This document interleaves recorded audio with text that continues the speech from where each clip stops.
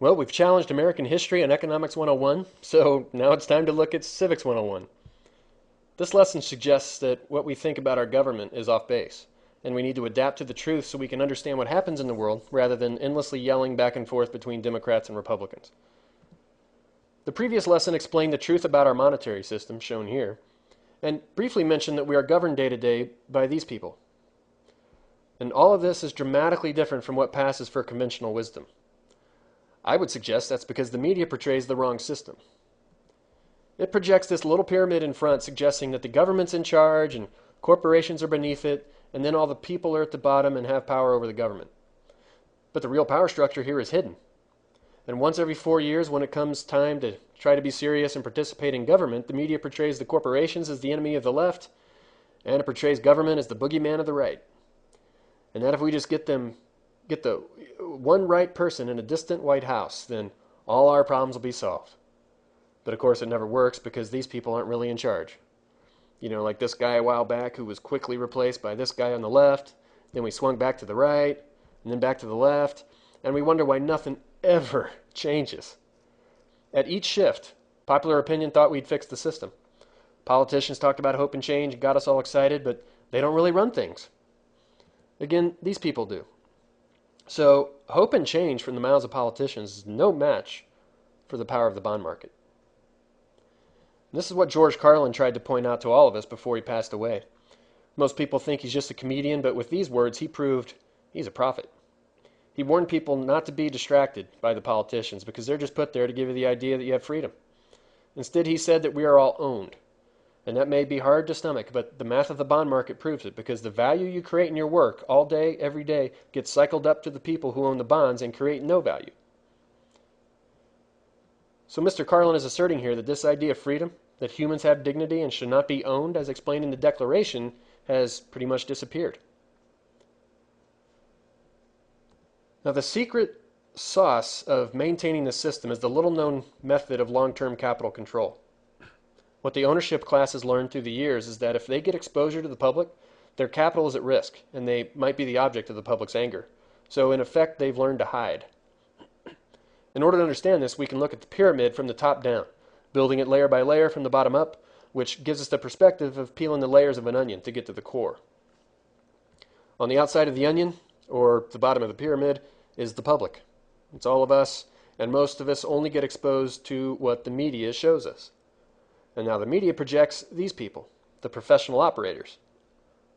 These are the people who get broadcast into our living rooms on the TV screen as if they're in charge. So we might see a corporate CEO in a $5,000 suit, or a president, or another politician, or a general, but they're not really in charge.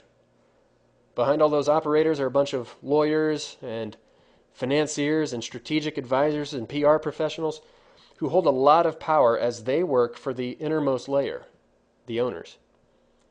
And now, anyone can buy a bond, so we think anyone could be an owner. But the real owners are the ones who have built up strategic ability to control and exert power over this system.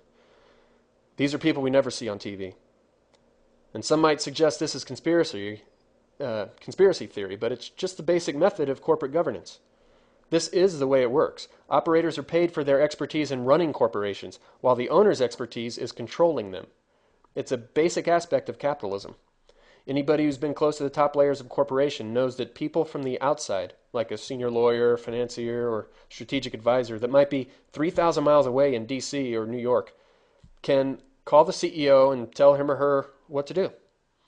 So the people in the corporation aren't really in charge, and these owners have learned to apply this control system to other aspects of life, like government. Now, these controllers are generally born into elite families, and they go to Yale or Dartmouth, Harvard, Princeton, or lesser-known Northeast colleges like Williams College for undergrad. And the financiers and lawyers who work for them aren't born into these families, but earn their way into Harvard Business School or Yale Law School in order to become part of this inner club. Of course, I'm not talking about all graduates of these institutions by any means. I'm just talking about a select few. And these schools don't really teach this system, but the select few learn about it informally through networking and gaining access to the right social group or society or club. The few people from these schools who happen to be in the key positions of the pyramid, whether it's the media, the corporate world, the government, the military, the powerful lawyers or financiers, they all happen to be in one New York-based club called the Council on Foreign Relations. And this group writes all the policy documents and white papers that become U.S. law. And again, all the people in key positions are in this group. So this is the corporate planning and governing body of the U.S. It operates just like a board of directors. And now, I'm not making a value statement here, but just trying to explain the way our system really works because I think you deserve it. But this guy might be making a value statement. The people on the inner layers of the onion, the upper layers of the pyramid, these are the people Martin Luther King referred to here as the protectors of the status quo. This system greatly benefits the inner layers and keeps most others in the dark, so it's in their interest to play along. In fact, the incentives can be so powerful that some of these people have no option but to play along. But this means we don't live in sort of a flat free market system. And Martin Luther King saw through the illusion of our supposed free market, and I hope you do as well now. I hope you see that we don't live in a free republic with a free market, but rather a financial empire controlled by people who control debt and therefore have ownership rights and leverage over the system. So which system are you cheering for? We're in a difficult position because if we're patriotic to the system portrayed on the national news, then we're supporting the system killing the very America that most of us think we're patriotic to. And here's a more important question. Which system are you working for? If you're working for a large corporation, a Wall Street bank, a federal agency, or unfortunately even some of my old brethren in the U.S. military, you're fueling the top layers of this empire system. And that may be fine, it may be what you want to do, but I just think it's important for us to understand the truth of what we're doing rather than falsely believing that we're serving a free republic. And Gandhi said, be the change you want to be in this world. So if you're working for a large empire organization, are you being the change you want to be? And remember, this empire is holding a massive hammer to the tune of about 50 to 100 trillion in total debt and unfunded liabilities. That's leverage. That's ownership control over the republic. As many people have warned throughout history, way too many to include on this slide, debt is one of the best ways to enslave a country. It can be a fatal disease of republics. And so I hope this lesson has explained how our debt situation has done exactly that and put us all under the control of those who have the leverage. This is not the governance or political system we're trained in, nor is it the system we see on the corporate TV networks, the loud cable channels, or the radio shows. None of it correctly understands our system, and therefore all of it leads us astray. I say, turn off the TV. We must start living in the real world because this system affects human life and the natural world in powerful ways we might not like.